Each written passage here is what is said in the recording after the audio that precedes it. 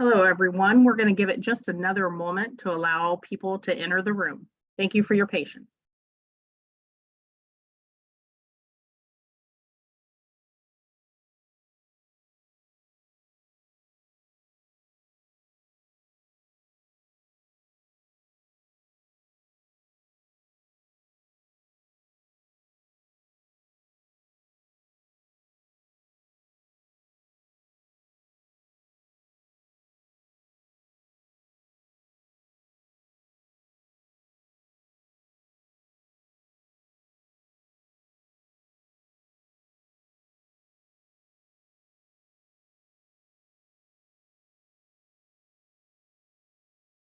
Hello, everyone, and welcome to today's webinar of Preparing for ReConnect Round 5. This webinar is meant to help potential applicants prepare for the next funding announcement. We will cover some items applicants can begin preparing now before the application window opens. However, this is not meant to be a comprehensive list of requirements or documentation needed to submit a ReConnect application. This webinar is only the beginning of outreach events we plan to host for ReConnect Round 5.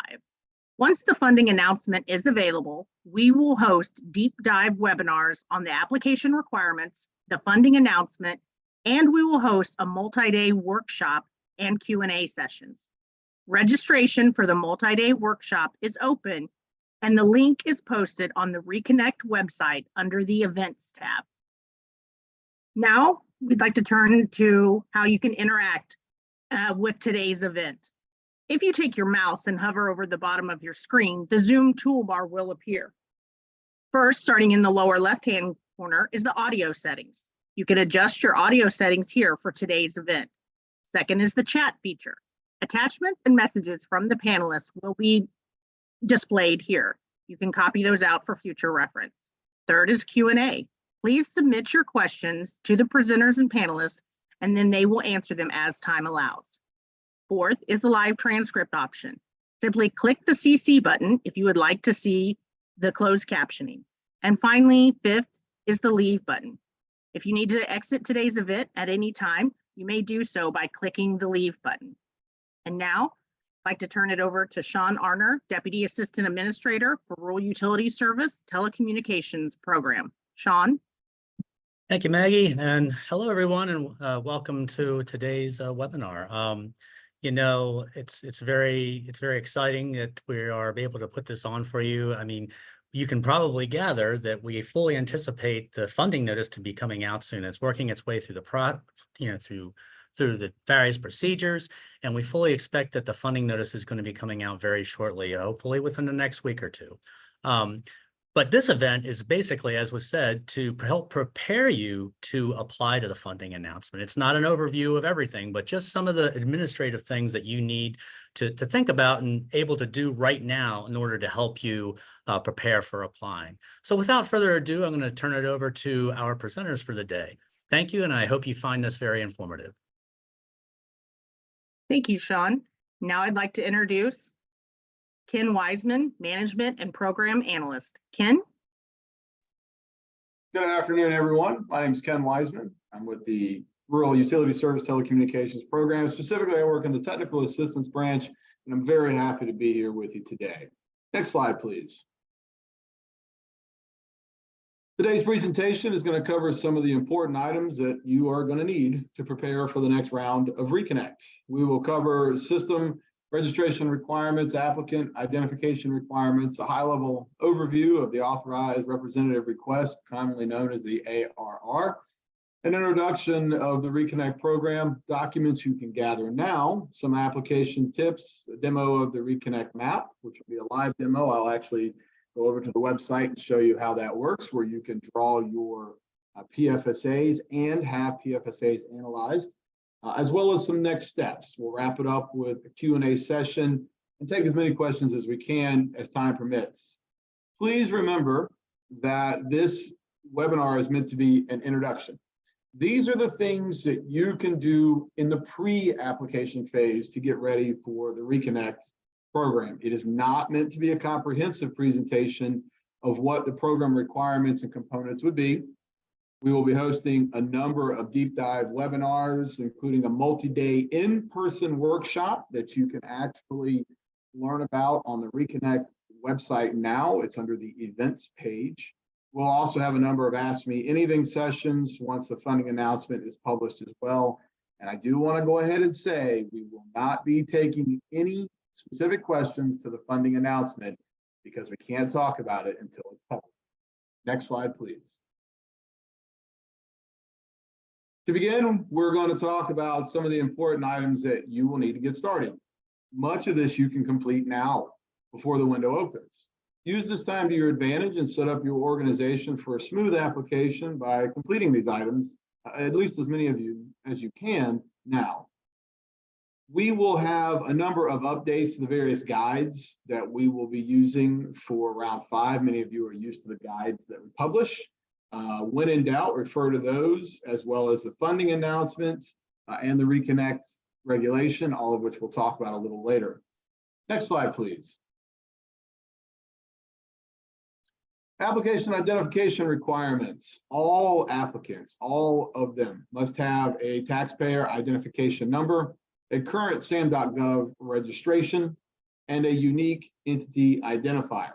Now, the link to get a taxpayer identification number, a TIN, is there in the slide. Please be aware that it can take 2 weeks to get finalized. It can also take 3 weeks to get your SAM registration all the way through the process and it become active. You will receive your UEI as part of that SAM registration. Whenever you set up your SAM registration, please make sure that you keep the login information, and all the other bits of information that it gives you, because RUS cannot retrieve information out of SAM for you, as it's not a USDA system. Next slide, please. Getting a little more into SAM, again, it can take about 2 weeks before it becomes fully active. SAM registration must remain active and current. That's 2 separate things, so active and current, while being considered for an award or while the award is active if you are selected for an award. The financial certifications and representations must be made before applying for ReConnect, and we will cover those more in detail in the next few slides. Next slide, please. The following steps are what you need for making the financial certifications and representations that are required of entities wishing to apply for or having had received funding under the federal financial assistance projects and programs, collectively all of them that are out there. Applicants will be asked if the entity wishes to apply for federal financial assistance project or program, or if the entity is currently the recipient of funding under any federal financial assistance project or program. I want to be very clear about this. The system defaults to no. Applicants must change this to yes. If we can go to the next slide, we will have a screenshot of what this looks like. You'll notice the yellow arrow pointing to no. Again, defaults to no. You need to go through the process of getting that set to yes. Next slide, please. System registration requirements. To begin, please ensure that all users who will need access to the application system have a USDA verified level 2 eAuth ID. Level 1 is unverified, level 2 is verified. You must have level 2. We encourage you to obtain this and upgrade, so you will obtain what is the level 1, and then you will need to upgrade to what is the level 2, and we encourage you to do that now. We receive many emails that applicants receive an error when they attempt to log in. The majority of the time it's because they don't have level 2. We can check your level, but we cannot get information about your account. This is another one of those where you're going to want to write down your username, your password, everything, because we cannot go back into the system. So please ensure that it is, in fact, a level 2. Applicants will also need to submit their authorized representative request, the ARR. You can submit this now. We have made this one in this round so that you can submit the ARR now before the window opens. Obtain your tax ID number, your TIN, and your UEI now. All applications must be submitted online through the application system that we use, which is found on the ReConnect website. Next slide, please. I'm going to talk a little bit more about the level 2 eAuth ID. There have been some changes to how this process plays out, to how you get, mostly the change was how you get the level 2. You will get a level 1 ID the same way, and so you will need to go, as it states here, to the link to get your level 1 eAuth ID. To get your level 2 eAuth ID, and I'm going to show you this button a little bit later, you will go to the ReConnect Program homepage. We've added the button already that says Application System. It's in the blue banner near the top of the page, not the very top, just a little bit below that. You'll see a blue banner. For those needing the level 2 ID, when you click on that button, you'll be prompted to go and upgrade yourself. It'll actually say, verify my identity at login.gov-recommended. That's the path you're going to want to take. The system will then guide you through the process, and you will need to provide some additional forms of identification. Subsequent times for you clicking on that button, once you have your level 2 eAuth, you won't be directed back through that process. Next slide, please. Now we're going to talk a bit about the authorized representative request, the ARR. Next slide, there you go. The ARR process. So if you are a returning user, you are not going to need a new ARR unless one of the items that you see here, one of these exceptions, were to apply to you. If the exceptions apply to you, then yes, you would need a new ARR.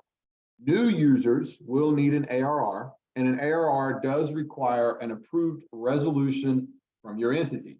We recommend starting this now, as some entities will need more time to get the resolution approved. And what I mean by that is internally approved. Maybe your board, maybe your leadership doesn't meet regularly. Maybe they meet quarterly, maybe they meet monthly. It's whatever your entity meets at, but you may need a little more time.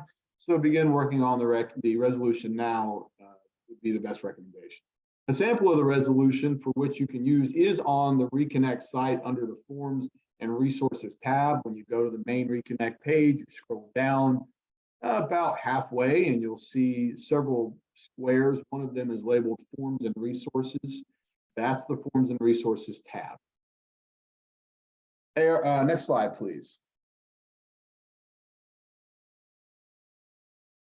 So as you see here, you will be able to submit your ARR now, but you cannot begin working on an application until an ARR is approved. Steps for the process of getting an ARR approved are listed here, and we have some more information on the website as well that'll help you. The roles on the resolution for the ARR form must match exactly, or the ARR will be rejected. So the name to the representative signature certifier, otherwise rep sign cert. That's an example. They need to match all the way throughout the document. Also ensure that the legal name of the entity is reflected exactly the same on the resolution and the ARR form. That's a common one we see. Please review the additional instructions and the resolution samples that we have on the ReConnect website, again, under the Forms and Resources tab. Next slide, please. Two roles that are identified through the ARR, are the representative signature certifier, commonly known as the rep sign cert, and the application administrator. You must identify the rep sign cert. If you want, you can also assign the application administrator. However, you can assign that later. The rep sign cert would be able to go into the system and assign, after the ARR is approved, you'd be able to go in and assign the application administrator. The representative signature certifier is a major role, and it has significant authority, and they actually have the largest permission sets within the system. They have some responsibilities which only they can perform, such as signing certifications and actually submitting the one application each entity is allowed to submit. They will continue to also play an important role if an award is made. Rep sign cert and application administrator must be employees of the entity. That's something that we get asked about periodically. So let me stress that again. Rep Sign Cert and application administrator must be employees of the entity. Only one person can be the Rep Sign Cert, but you can actually have multiple application administrators, as long as all of those application administrators are employees of the entity. While the Rep Sign Cert does have more authority, they can do all of the same functions as the application administrator. So they have extra things on top of what they can do in support of application administrators. Do not assign the same person to be both the Rep Sign Cert and application administrator. That would cause your ARR to get rejected. Again, a Rep Sign Cert can do all of the things that an application administrator would do, plus extra things. So if you do go with having an application administrator in addition to the Rep Sign Cert, you need separate people. Next slide, please. Once it's submitted, it takes about 1 to 2 business days for our staff to process the ARR. And I do mean staff.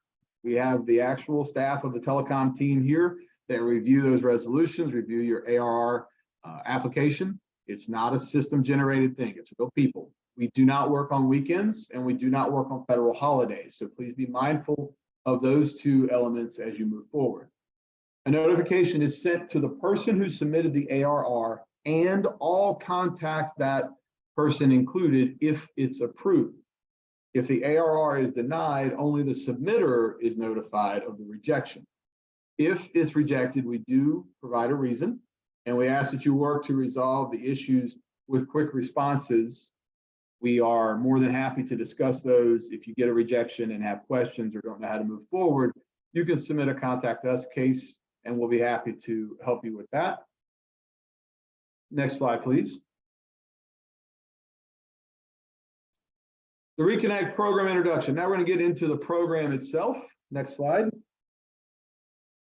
So as we get into this, please note that the ReConnect regulation 7 CFR 1740 and the funding announcement, once published, should be referenced for the most updated and comprehensive program eligibility requirements. We are not going to cover every requirement today, and we will be having more events in the future to provide more information. But at a high level, the ReConnect program provides federal loans, grants, and loan grant combinations to facilitate the broadband deployment in rural areas. Funds can be used for the cost of construction, improvement, or acquisition of facilities and equipment to provide broadband services to eligible areas. Next slide, please. Let's cover some key definitions. It's important to note that some of the important terms you will hear for the ReConnect program in today's presentation and in future outreach events. So when you hear these, you'll know exactly what we're talking about. Fixed wireless is defined as a wireless system between 2 fixed locations. An example of that would be fixed transmitting tower to fixed customer premises equipment. Please note that if the network is based on a cellular network, the Rural Utility Service does not consider it a fixed wireless service. Broadband service is defined as any fixed terrestrial technology, including fixed wireless, having the capacity to transmit data, voice, and video as set forth in the funding announcement. So once the funding announcement comes out, you're going to want to refer to that so that you can understand the required broadband speeds. An NFSA is a non-funded service area as defined, is defined, as any area in which the applicant offers or intends to offer telecommunication services, but is not requesting funding from USDA to do so. A proposed funded service area, or PFSA, is defined as the area where the applicant is requesting funds to provide broadband service. An area with sufficient access to broadband is a rural area in which households have broadband service at the minimum acceptable level of broadband as set forth in the funding announcement. Please refer to the ReConnect regulation and the upcoming funding announcement for additional important terms. Next slide, please. Let's talk a little bit about eligibility, and specifically, we're going to divide this into talking about both who is eligible and who would be ineligible. The list of eligible entities will not change for round 5 in ReConnect because that's in the regulation. The regulation is unchanged. As you can see here, the eligible entities are corporations, LLCs, and LLPs, cooperative and mutual organizations, states, local governments, territories, or possessions of the United States, as well as Native American tribes. Please note specifically that individuals, legal partnerships formed with individuals, and co-applicants are not considered eligible. They are ineligible and cannot apply. Next slide, please.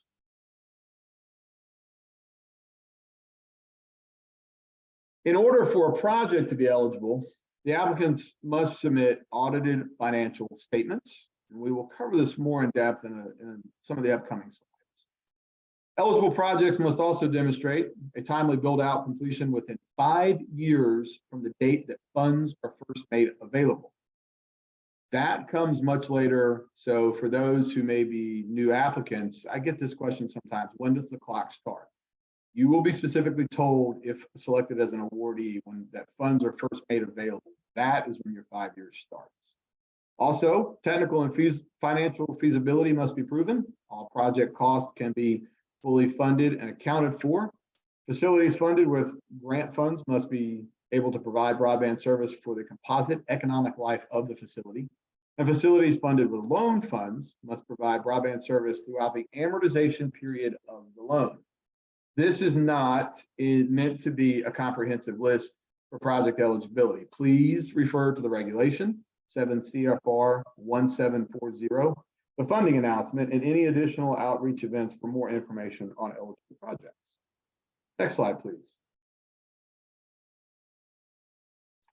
We're going to talk a little bit about what is an eligible service area versus what is an ineligible service area.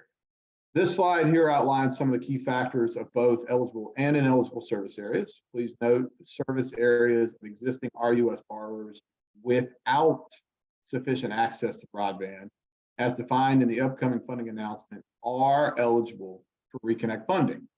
That would include previously constructed Community Connect projects not offering sufficient access to broadband, as well as RUS Broadband Initiatives Program, commonly known as BIP projects, which are not offering sufficient access to broadband.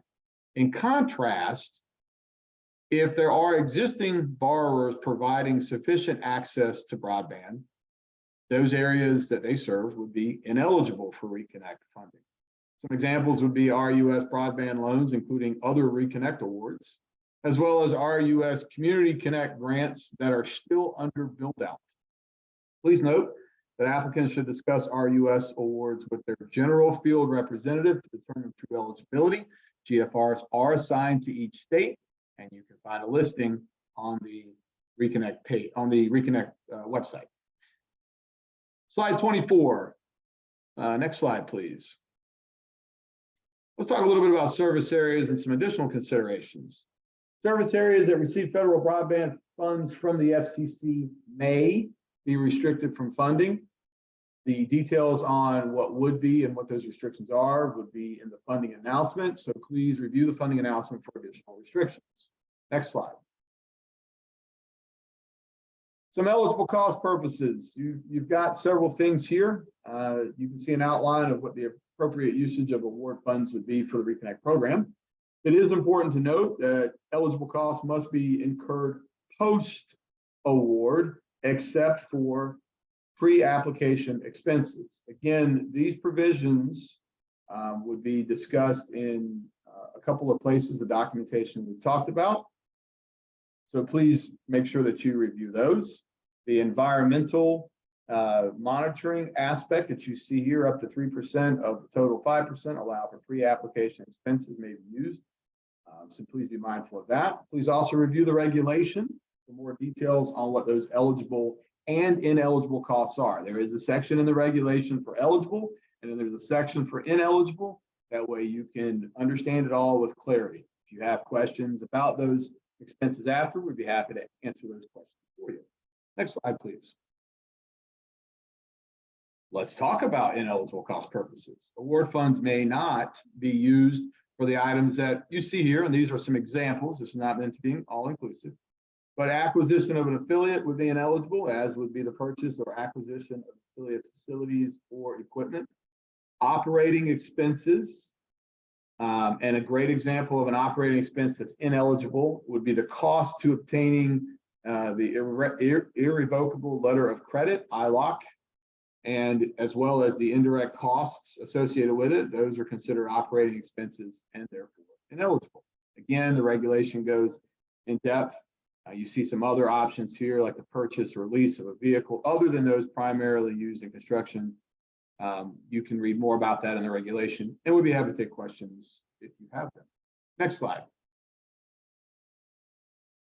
Here's some more options on what would be ineligible. The facilities that provide mobile services would be ineligible. Refinancing of outstanding debt would be ineligible.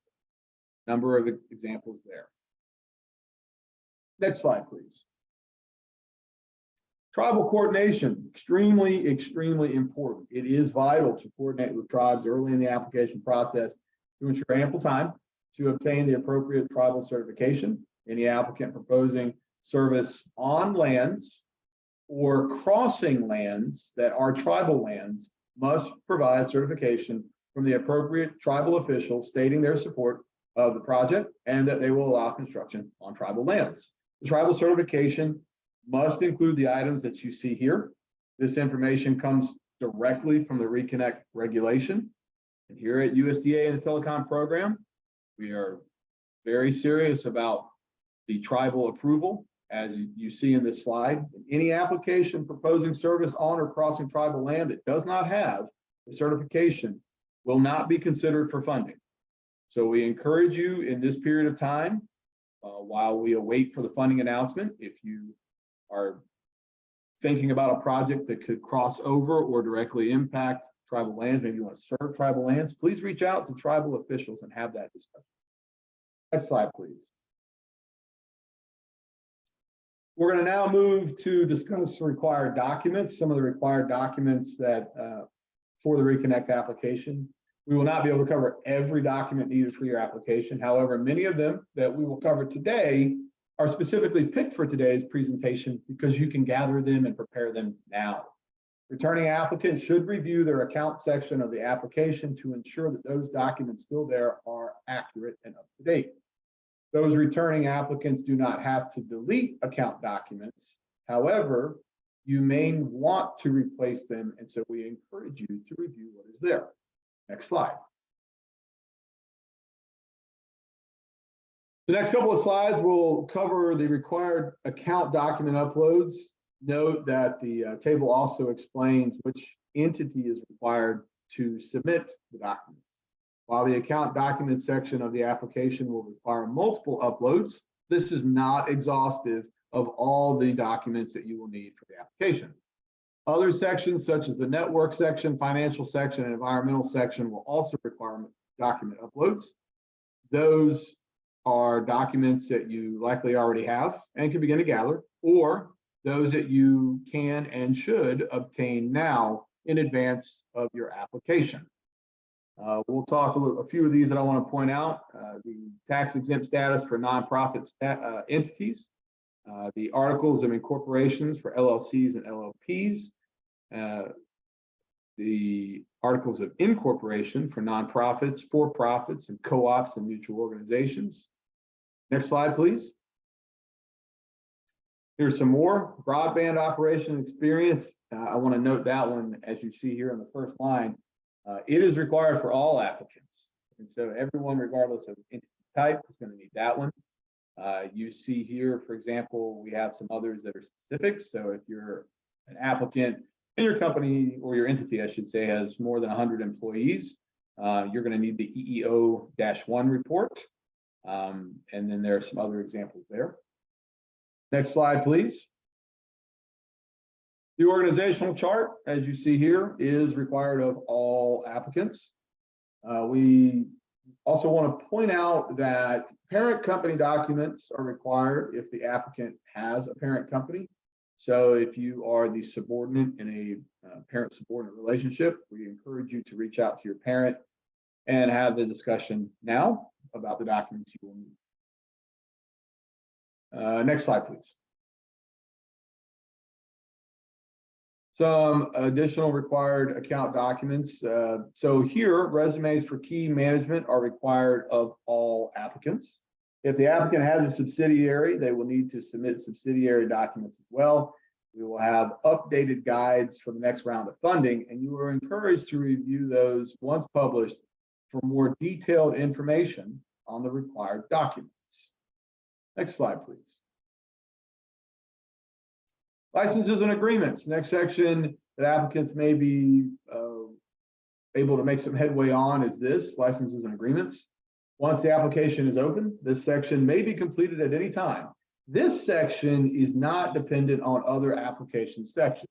You will hear us talk about the preparation of an application and say that you should do things from left to right, from top to bottom, because certain sections impact other sections. But the license and agreements section is an independent section that you can work on without fear of it changing information in other places. The guide that we will publish will contain a full list of the agreements that potentially apply, and if they do apply, would be necessary. However, not all licenses will apply to every entity. When you go into the system, you must assign a status to every document that's listed there. And if it applies, you will need to upload it. Next slide, please.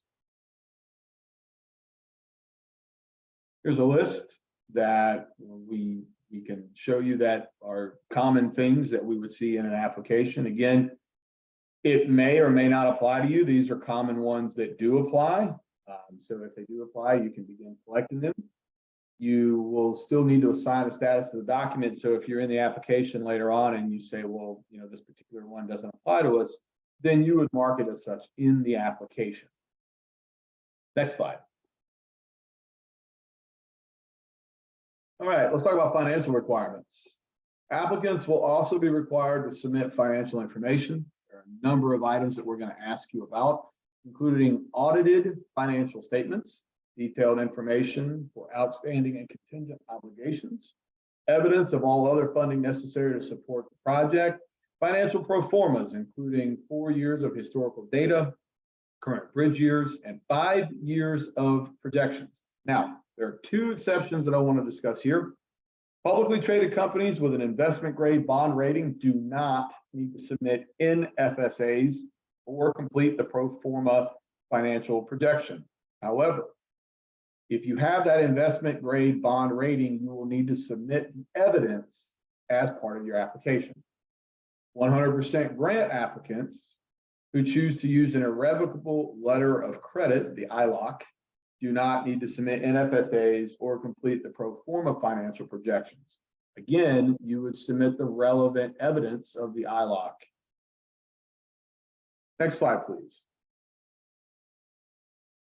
If you are a subsidiary applying for ReConnect, the applicant must submit financials on a standalone basis.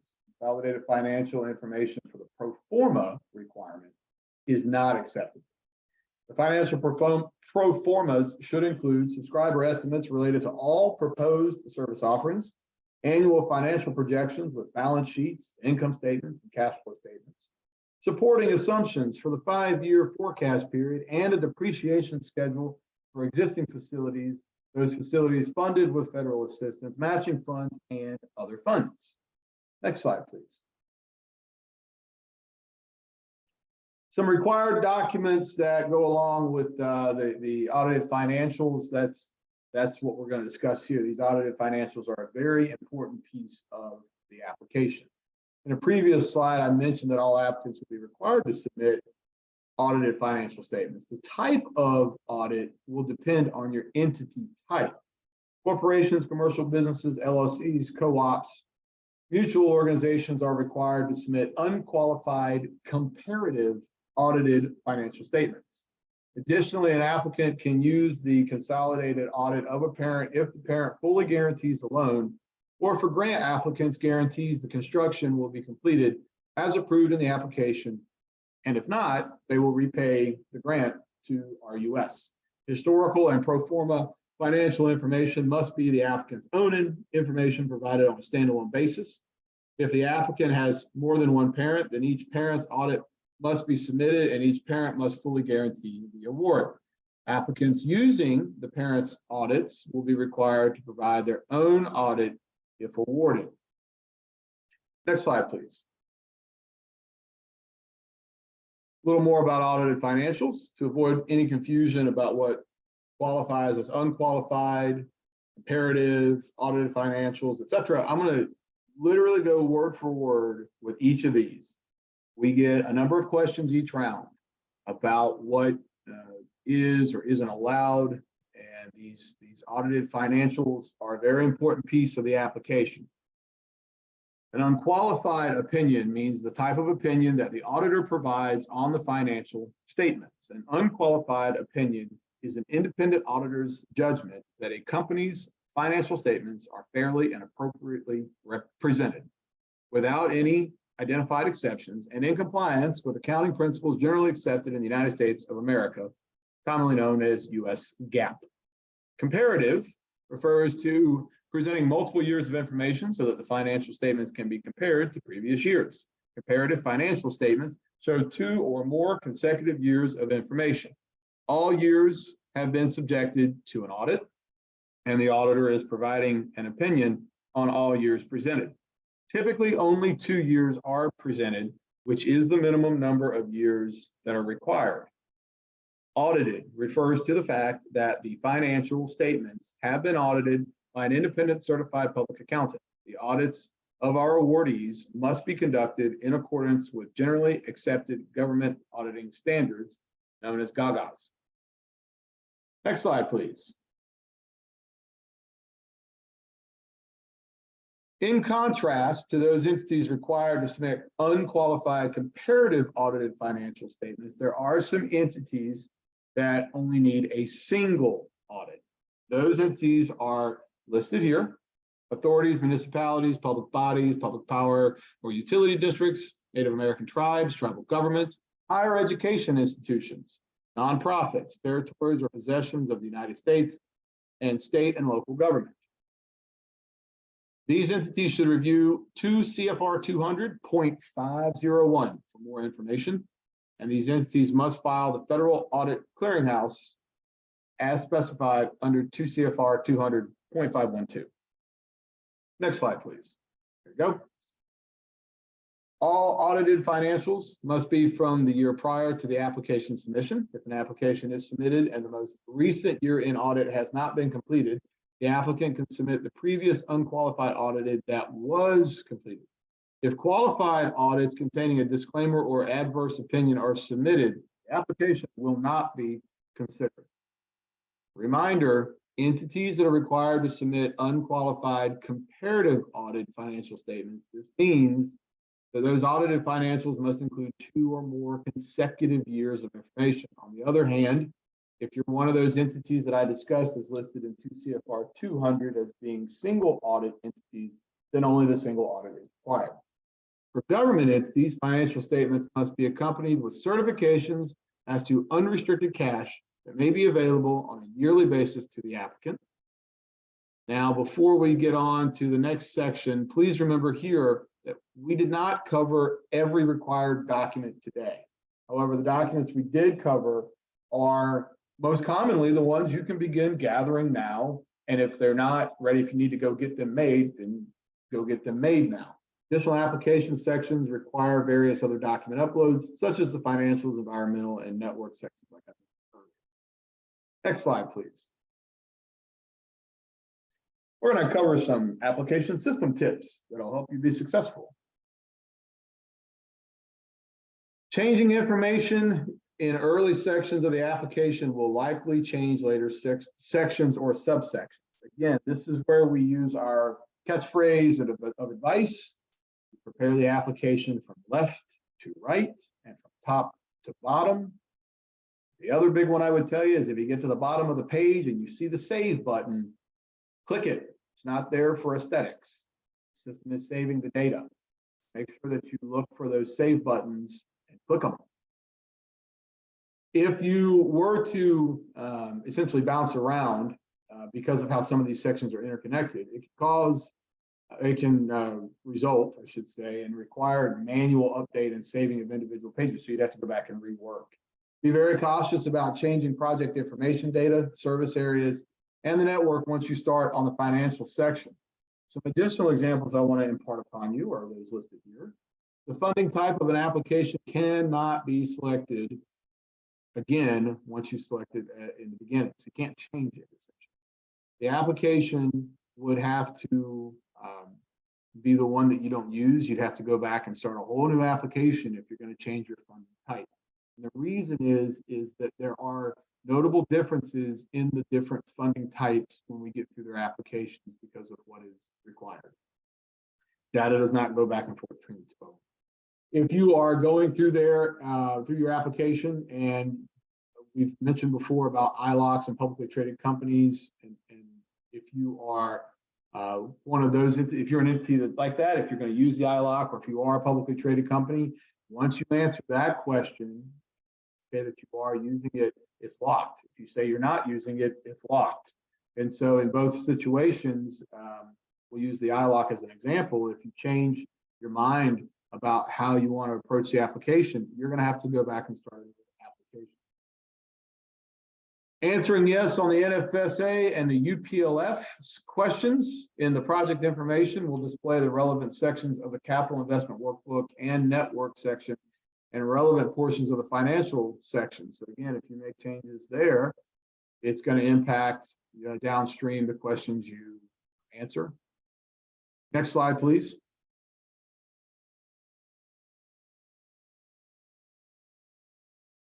And this is one of those things I can never get tired of saying it. I'll say it 100 times. Many application sections are dependent on earlier sections or sections. Complete the application as we recommend, left to right, top to bottom, and click save every time you see it. For example, the project information will feed into the network and financial sections. If information on the project information page gets changed, data in the network and financial sections will be deleted. So what you had put there earlier is now gone. Service area information will feed into the network, financial, environmental, and evaluation criteria sections. Changing this will impact later sections. Additionally, the network section feeds into the financial section. So it's very important that as you move through, you get the data correct. Next slide, please. It should be clear by now that really there are plenty of things you can do before the application window opens. Things that are mandated by the regulation, regardless of what the funding announcement may say. And so you can start working on gathering these documents, getting your level 2 EOF. You can work on getting your ARR resolution and even submitting your ARR. Once the window does open, begin working on your application as soon as possible. Please do not wait until the last week. Begin. Mapping, network design, financial, and environmental sections are time intensive. And so you're going to want to start as early as possible. First time applicants must complete the basic account information section before you start an application. And you simply will not see the start application button until that section is completed. Account documents can be uploaded while working on an application, but must be completed before submitting the application. Please remember, if you are a returning applicant, you should review your account section of the application and ensure that the data there is correct.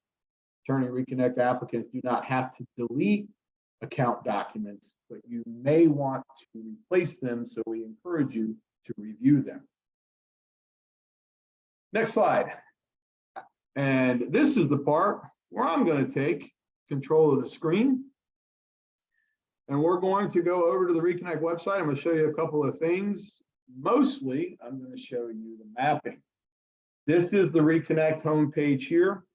I mentioned before, after you get your level 1 EOF and you go to get your level 2, there's a button to click right here, application system. That's what we're talking about. So like I said, the blue banner, not at the top of the page, near the top of the page, right there, application system.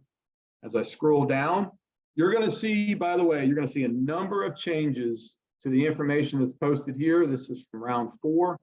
You'll see some major updates that come along. We've got a great team of folks, David Chancellor and Nicole and a few others in the TA team who are working together to update stuff. You have your Forms and Resources tab that I mentioned earlier, and we have our mapping tool. So when you go to the mapping tool, what's nice about this is public facing. It is free to use. You can draw your PFSA, your proposed funded service area. If you have a PFSA and you want to analyze it for the data that is relevant to different parts of the application, evaluation data, for example, you can do that here. You do not have to have mapping software on your own computer. So we provide this here for you free of charge. And I just want to go ahead and say, I'm not a GIS specialist. I'm not a mapping guy. I'm really not. And so I like to tell people, if I can draw maps, anybody can draw maps. Remember, PFSAs, polygons, they might look abstract. It's okay. I'm sure you can do it. If I can do it, anybody can. You'll get this pop up, click OK. It'll take you in, and you're going to get another pop up once it loads.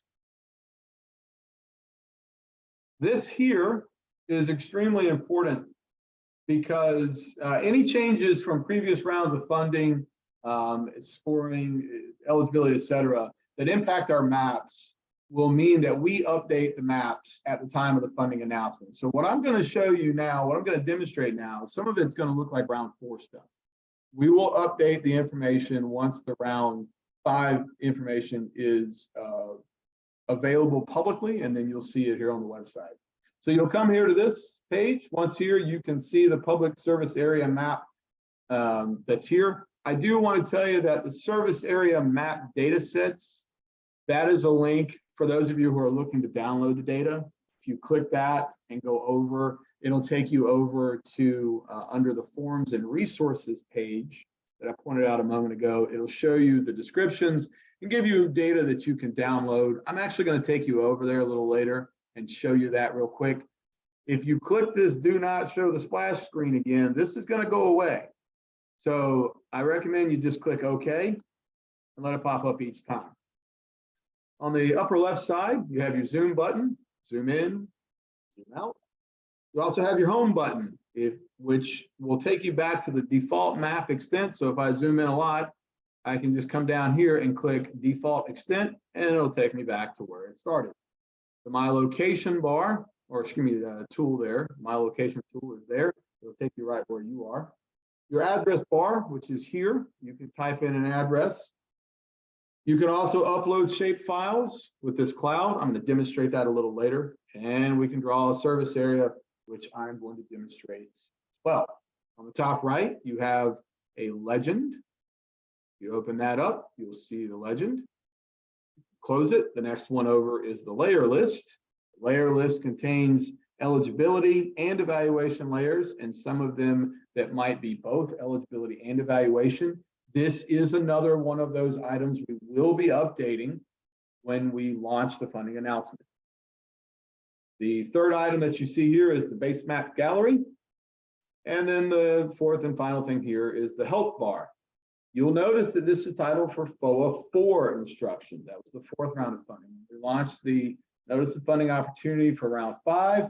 We will update this as well. So I encourage you to read through it. Now, let's pretend I want to draw. I am from Virginia, and one of my favorite towns to visit down in Southwest Virginia is a small town called Pound, Virginia. I'm very active in my veterans organization, and they have a local chapter down there. They also have a great pizzeria on the edge of town. So I decide, you know what, let's bring internet to Pound, Virginia. And I need to draw a proposed funded service area. So I can go right in, I use the address bar to take me to Pound, then I zoomed in more, and I say, I'm going to draw my PFSA. So I'll click on the little pencil. And I've got a couple options here. If I just want to draw a giant circle, I can do that. If I want to get rid of that circle, I can click the trash can and it's gone. Admittedly, a lot of what we see are going to be polygons. And so to draw the polygon, you click the polygon option and you start drawing. Now I'm going to bring internet into Pound. We're going to cover a whole Pound. And I'm clicking one time as I bring in each of my angles. When I'm ready to close my polygon, just like it says there, I'm going to double click it. My polygon freezes. Now I say to myself, okay, I've drawn my polygon. Now I need some data. I'm going to click run. And it will analyze the polygon based on the requirements of that round. So what you're going to see here is based on round 4. But when we have round 5 open, you will see things in that direction. So again, you see the percentage of safe data, you see the percentage of persistent poverty data. You say, I got a really good polygon. I wish I could keep that. Well, you can. You click this link here, and it'll take you through the process of downloading your polygon. I'm going to save as, call this pound VA2. I'm gonna put it on my desktop. Now, let's say I'm done here and I want to go back. Let's say I drew a couple of polygons and I want to compare them. And so I can click input to get rid of this one. I can click the trash can and it's gone. Then I can close the tool as well. And I want to compare my other polygon. I have another polygon. I want to look at it and see what the data may be. So I click on the upload button. I click add shapefile. This time, I use the one I drew earlier in advance of this webinar. I'm going to put it in and then I'm going to click run. Give it a couple seconds. It's going to tell me the data on this other one, much like what you saw earlier. There you go. Now, obviously, it doesn't have a download link here because I already have this file. So I uploaded it and analyzed it. The polygons that you create here, you save them, and then you can upload them into the actual ReConnect application later on when you start your application. So what you do here, you can use later. Again, this is free. It's open to the public. I'm not a mapping specialist. So if you see me do this, anybody can do it. That is, I'm going to be really honest, and some people say, that's it. Well, that's it. It's not actually difficult at all. It's very easy to use. And so the next thing I want to show you is if you were to come back over here to the ReConnect website, some people say, Ken, we lost that little pop-up that tells us where the data is for the data sets. So if you come back here to the main ReConnect website and you go to the map, oh, excuse me, you go to forms and resources, you'll come over here and you'll see the gray toolbar. The service area map data set is that page. You can get descriptions, you can download data, and that's there. For those curious to know where our events tab is, same gray bar, there's the events tab. And as you can see, we already have our in-person workshop available. And as you can also see, today's webinar was there. Now, if we can go back to the slide deck.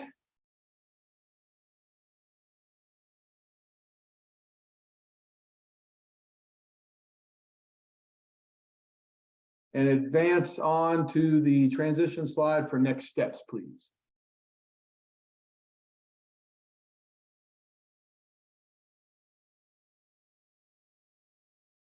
Keep going. We're going to go to the one that says next steps.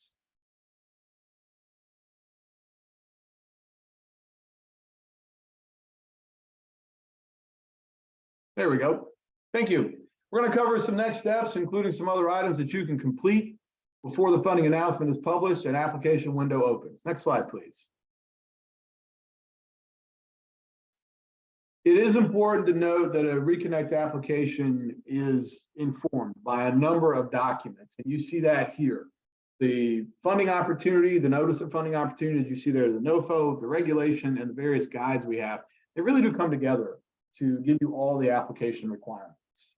The regulation and funding announcement contain program requirements, application guides, and other types of guides, system guides.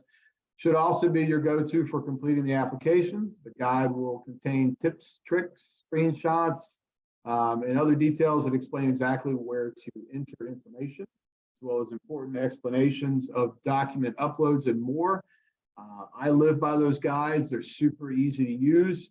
And one of the things I like most is how you can use Control F and do a keyword search. All three of these items must be considered when determining your application requirements. And we're going to cover these more in depth in future webinars, workshops, and the Ask Me Anything Q&A sessions. Next slide. The ReConnect regulation 7 CFR 1740. As noted, the regulation helps inform the requirements of the program. do encourage that you read and become familiar with the program's regulation. The regulation covers a number of important topics, including applicant eligibility, environmental requirements, financial requirements, such as tier DSCR and the current ratios, the network requirements, and interest rates if you were to take a loan, a 100% loan, for example. Applicants should consider if they will need assistance from outside consultants to complete their application sections, to include those like environmental, financial, and network. But I want to be very clear about something. RUS does not have a list of consultants. We are not legally allowed to recommend consultants either. So you will need to do your own research for this and make a decision on whether or not a consultant is something you're going to need to bring in. Next slide. So the NOFO, the ReConnect Notice of Funding Opportunity, in addition to the regulation, applicants should become very familiar with that funding announcement once it's published. The funding announcement contains important information on application timelines and important deadlines, the amount of funding that's available, the minimum and maximum that a single application can request, excuse me. And remember, applicants can only submit one application, even though you can create multiple, you can only submit one.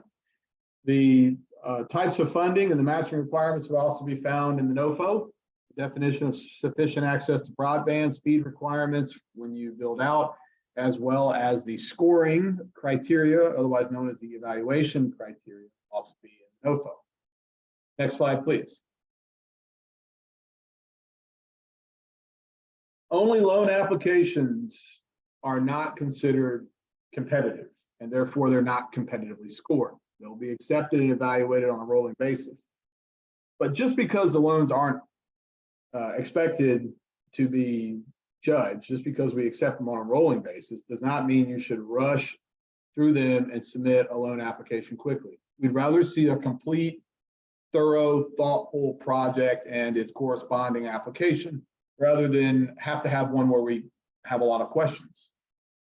Loan applications have their own separate pot of money, separate from the loan grant combinations and the various types of grants that could be offered. And all of that's in the NOFO. I'm not saying that there's going to be one type or another. I'm saying that there's different types, but loans get their own type of funding. The combination loan grants and the 100% grants are scored on a competitive process. They will be evaluated after the application window closes. Again, I've said it before, I'll say it again, applicants can only submit one application, even though you may start multiple applications in the system. RUS might ask applicants for clarifying information or additional verification of assertions in the application, and applicants selected for funding will receive award documents from RUS. Next slide, please. Now let's summarize things. Next slide.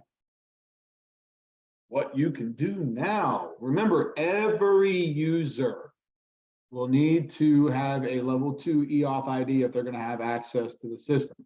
So that means get your level 1s now and upgrade to level 2. If you need to submit a new or updated ARR, you can start working on that. If you are considering a project that would impact tribal lands, you need to begin consultation with tribal officials.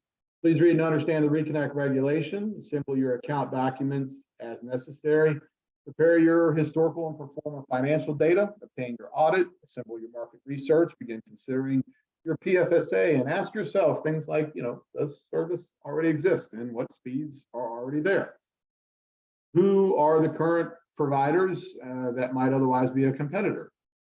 If you plan to use consultants, now would be the time to begin considering that. But again, we cannot get into offering a list or offering endorsements. Next slide, please. We have a number of resources that are available to you. Please keep in mind that this is really just the start of the outreach event. This webinar kicks it off. And we are going to be hosting various outreach events before and during the application window, including multiple deep dive webinars, multi-day workshop. I showed you the events tab under forms and resources. That's where we're going to be posting all of the events, QA sessions and things like that. Please go on and register. Check that as often as you can for updates, and then register as soon as possible. To have a smooth application experience, we encourage you to attend as many of the outreach events as possible. And above all else, reach out to us. Your GFRs, your general field representatives are there. We also have the Contact Us link, and that is in two places. It's on the website up near the top, Contact Us. And once you're inside the application portal, it'll also offer you an option there. If you're in the midst of an application and you need to submit a Contact Us case, please submit it from within your application, because it will grab your application number and help the staff be able to look specifically at what you are asking about. With that being said, we go to the next slide, and I believe we're going to start some Q&A. And I want to welcome a number of my colleagues on to the webinar this time to help. I'll first go over to our moderator, Alexa Petty. All right, thanks, Ken. Thanks for all of that information. I'll give you a second to grab a drink of water since you've been talking for a minute and answer a couple of just housekeeping questions here. A few folks have asked for recordings of today's presentation or the slides. A recording and the slides will be posted on the ReConnect website in the coming weeks. I've put a link to that in the chat. That is going to be posted on the workshop and webinar materials tab. So you can go there to find recordings and slides from our the event today and upcoming events as well. We've also had a few questions regarding the upcoming workshop in Reno. That's at the end of February. That's February 27th through 29th. As Ken mentioned, that registration is open on the website. If you go to our events page, you'll see that event listed there, and there's a form to complete for registration. Please note that you will not receive an email confirmation from that form. That form is simply to let our team know how many folks are coming so that we can plan accordingly. So please fill that out for all of your staff that may be attending that event in person. And we will, if you have any questions regarding that, please feel free to ask those. But like I said, you will not receive an email confirmation. So don't think that there's something wrong if you don't receive that. Ken, I'll go to you for our next few questions. If your question is not answered during today's session, please feel free to reach out to us using the Contact Us link on the ReConnect website, and we will answer your questions. Ken, the first question is about some of that required information at the beginning of the application. Is a DUNS number required for applicants? DUNS numbers are not required for applicants anymore. Okay, thank you. If we registered and were able to apply for round 4, will we need to update any info related to the level 2 registration for round 5? So this is another one of those that I would encourage everybody to always check their systems. I can't say whether or not your information has changed. If your phone numbers change, if your emails change. I personally, as you can understand, I don't know that. So I would just encourage people, log into your EOF account and see what it looks like and make sure that everything is up to date. But again, EOF is not a USDA website, so that is something that you'll have to check yourself. All right, thank you. That answers our next question as well. Does the ARR have to be specific to round 5? This individual specifically says that they're a previous applicant, but they believe that their previous ARR referenced round 4.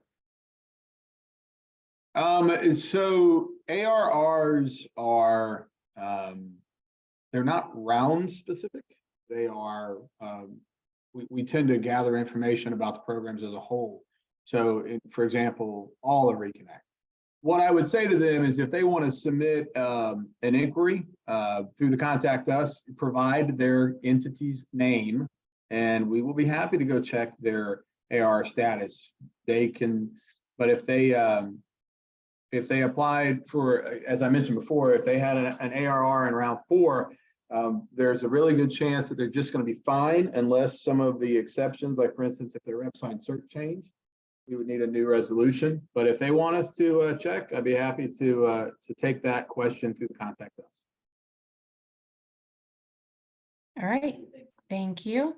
The next person also asked about an ARR and asked if they used or if they have an approved ARR in prior rounds, do they need to, can they open a round 5 application right now? No, round 5, as has been said a number of times, round 5, the funding announcement is not public. The application portal, the window, if you will, is not there. It's not taking applications. I promise we will make a whole lot of noise when that funding announcement is public, and then you will want to pay attention to the deadlines that are there. But as of me sitting here answering your question right now, we are not taking applications. Thanks, Ken. And I think we're going to have a few questions today that we won't be able to answer today, but I still want to make sure we cover them just so folks know Absolutely. we aren't avoiding them. They just can't be answered because the NOFO is not published quite yet. But that'll help folks kind of have that clarification on what's going to be specific to the NOFO. Again, on an ARR, if a board unanimous written consent was provided and approved for round 4, does that document satisfy the ARR requirement for round 5? Again, I would just say that they will need to check themselves and make sure the information is still current. And if they want us to review, they can reach out to us through contact us, be very specific as to what your entity name is. And if there's a particular portion of the question, is it more generic, like, hey, is our ARR still good? Or if it's more specific, like, hey, we think so-and-so is our rep sign cert. Please be as specific as you can in your question, but we're happy to discuss with appropriate officials from the entity as much information as we can. All right, thank you. Is an ILOC required for loan-only requests? An ILOC is not required. An ILOC is optional. And we talked a little bit about that. In fact, my specific comments about ILOC. So 100% grant applications providing in the ILOC do not need to submit NFSAs or complete the pro formas. So if you do not submit the ILOC, if you go the traditional route, if you will, then you will be expected to submit your NFSAs potentially, and you will be required to complete your pro formas. And if you take the route of the ILOC, you'll have to submit the ILOC evidence, but it is not required. You just need to know the difference of dealing with it or not dealing. Yeah, and I'll just add to that, and you just mentioned, but to clarify, when Ken talked about the ILOC, that was specific to grant applications. I'm sorry. Asking, yeah, 100% grant. My apologies. Yes, 100% grant. Yeah, that's what you said. So I just wanted to clarify that for them, that because they are asking if it's required for a loan request. It's not required for any of them, but the grant only applicants can submit that ILOC, as Ken mentioned. So just want to make that clarification for them. Okay, next question. Will ReConnect round 5 be a 60-day application window from the RFP release to the application due date? I am unable to answer that question this time because the notice of funding opportunity is not available. When NOFO is posted, you will need to check the deadlines there. Thank you. I'll take this next question on workshop because I also have something else that I wanted to mention on the workshop logistics. Someone asked if there will be any in-person workshops in the Eastern region. We only have the Reno event currently on our schedule. That's the only in-person event that we are planning at this time. I also want to mention on the registration for our event, there's only one form to complete. You don't need to do it for each day. I know somebody mentioned that they completed it and then they clicked on the link again and it was the same questions. That's because there's only one registration form for the entire workshop. You don't need to register for each individual day for that. Okay. Maggie, I'm going to mention this to you just because somebody asked if we can flip back to a certain slide, and maybe you can track that down while Ken's answering the next few questions. But someone asked if we can go back to the eligible applicants slide. They just wanted to jot down some notes from that slide.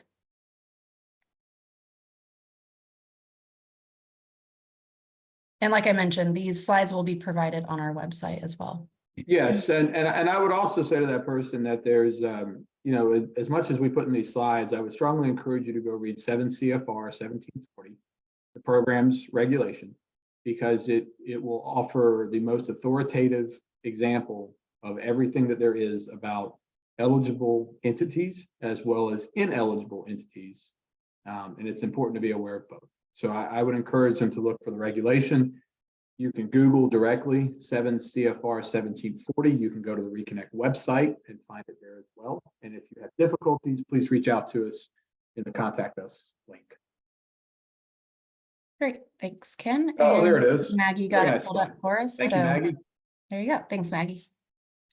Okay, next question, again, on some level 2 EAuth stuff. If we applied in round 1, do we need to update the level 2 EAuth and ARR? So the ball is kind of in their court here. I would encourage everybody to always check and update your information. Because if you applied in round 1, maybe you haven't applied since, and maybe something's changed. So I would encourage everyone to just, if you want to go check your level, or you excuse me, your EAuth account in general, your information that's in there, I would encourage you to go do that. And then for the ARR, an ARR update of a previous applicant may not be required. And I say may because some things may change. So I would encourage them to check their resolution. If they have any questions about the ARR, the resolution, they're still unsure, they can send us a case to contact us. We do control the ARR process, so we can get you direct answers about your entity's ARR status. I see a note here from Mr. Steiner, Scott Steiner. Yes, that's a great point, Scott. We have transitioned to the UEI. And so a round 1 entity is going to need to submit a new ARR because we're going to need the UEI. Thank you for that, Scott. That's a great point. And by the way, for those not familiar, as I mentioned before, you can find your UEI in your usda.gov account, which must be active both during the application period and through the time of award if you are selected. All right, great. Thank you, Ken. Is sufficient access to broadband still 25 by 3?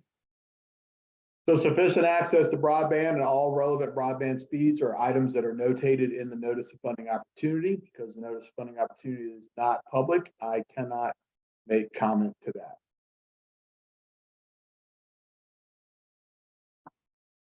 All right. Next question is on PNFs. Will PNFs, or public notice filings, for those that aren't familiar, be available to the public similar to past rounds? Absolutely. The PNF and the PNR, so public notice filing, public notice response process, is something that happens immediately after the close of the application for the application window for ReConnect. For those not familiar, that means that the PFSAs and a very limited amount of data, nothing proprietary to your company, but a very limited amount of data is posted to the website for public response.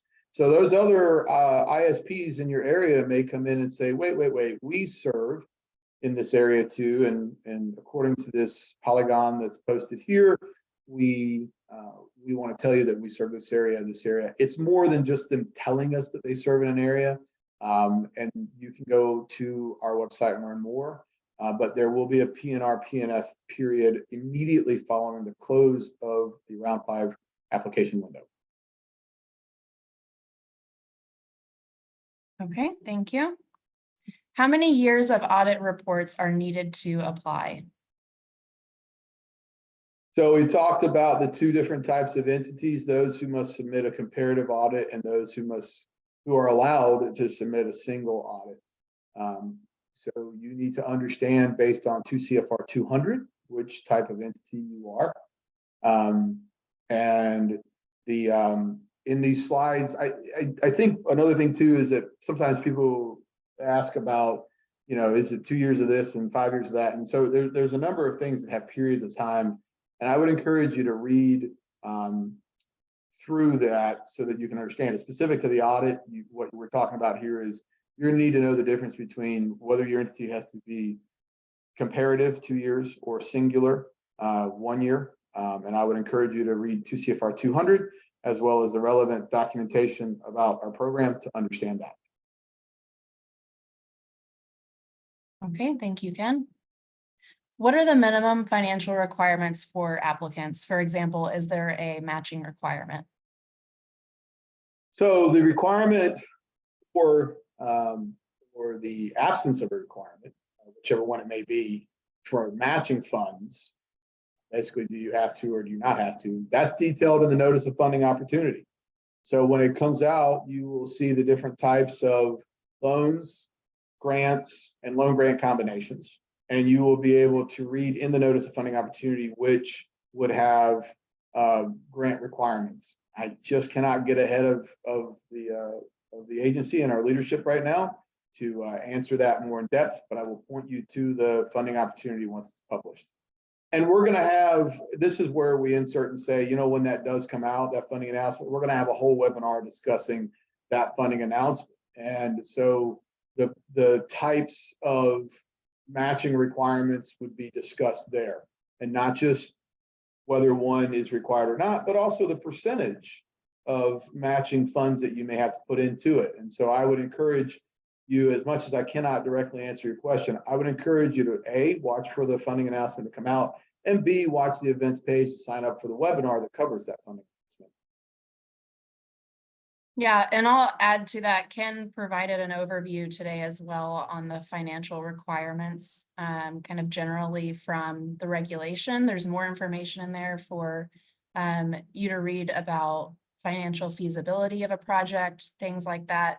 As Ken's mentioned a few times, please take a look at the regulation, because there are some things there that you can go ahead and start taking into consideration when it comes to the financial aspect of your application.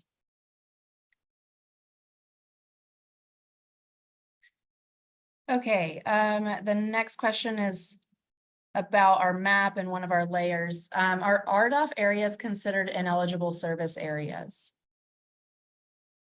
They historically have been, and in going forward, when we update our layers and we update the information about each round, I would encourage you to look at that. But traditionally, yes, they have been in the past. So be sure to closely review that going forward. The reason is important to understand, and this reason won't go away, and that is because of duplicative federal funding. We cannot be duplicative in funding, and as a result, you know, as long as the the RDOF areas are there, it could be considered, it would likely be considered duplicative federal funding. So I think I can safely stand on ground and say I'm not getting ahead of leadership in the funding announcement here, and just say that RDOF areas are going to be ineligible. But you are going to want to, this is the big asterisk here, the big caveat, study closely, understand speeds in an area. You heard me talk about prior funding for projects in an area, and I used BIP as an example. If it's an area that received federal funding in the past, but it's not providing the service, understand the rules about that area. And so this is where, you know, talking to your GFR, this is where submitting questions to us, this is where doing a lot of advanced research in this pre-application period could really pay off and save you heartache.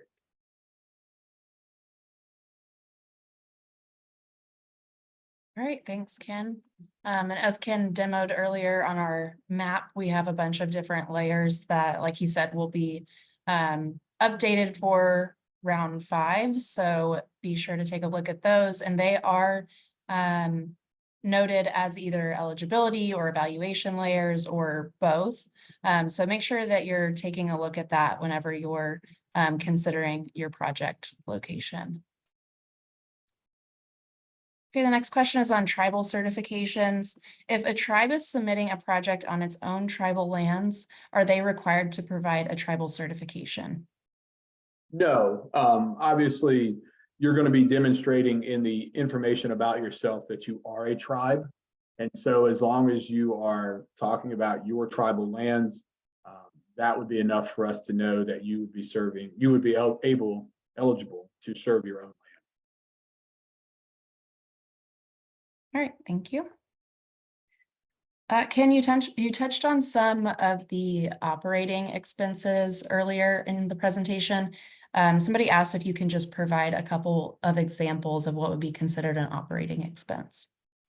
So the cost of ILOC is an operating expense that is ineligible. The cost of hiring a consultant to do an application would be ineligible. The cost of staff who are not directly related to the project. So I think about your HR director or your janitorial staff. So there's staffing costs that are specific, or excuse me, are not specific to the company, but are just more, or to the project, but are just more generic to the company itself. So we're more than happy to take specific questions about those two. Those are just some off the top of my head things that I've been asked about in the past. So let us know if you have something specific.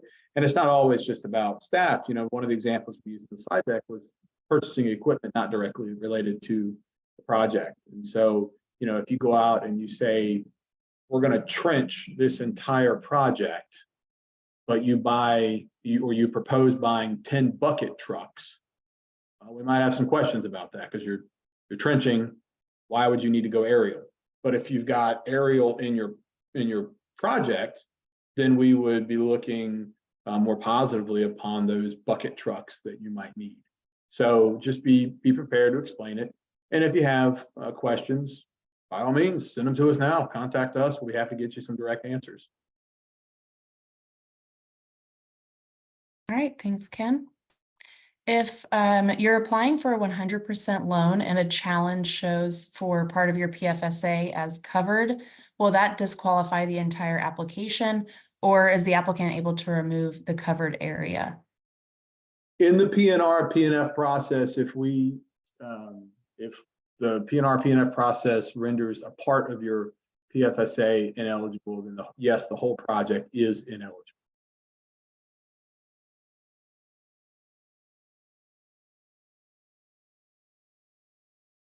The next person asks about eligible applicants, and I think we answered this earlier, but can you clarify, are state institutions of higher education eligible entities for ReConnect?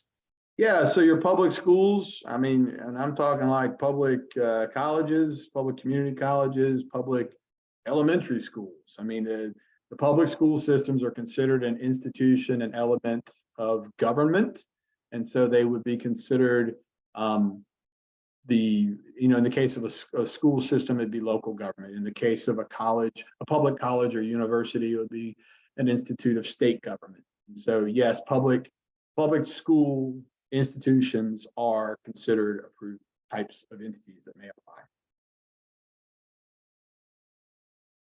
Now, I guess this is where we say, let's also be aware that depending on the state that you're in, is your public entity type an entity that is allowed to operate internet and be an internet provider? So be aware that although the federal requirement might be one you can satisfy, that you also need to be aware of what your state requirements are, because it's going to impact your application as well. All right, thank you. And I actually want to back up to the question prior about service on a portion of the PFSA. That individual is actually asking about a 100% loan application. So if you're a 100% loan applicant, you actually will have the ability to modify that PFSA if service is found during the PNR process. However, for competitive, any applicant for a competitive category would not have that opportunity. So just to clarify, 100% loan applicants would be able to, because that's not a competitive process. The others would not.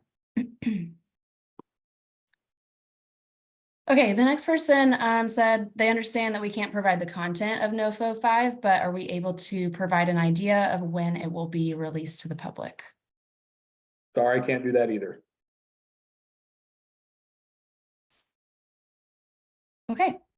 Can you provide any clarifying information regarding the historical financial statements for tribal governments as applicants?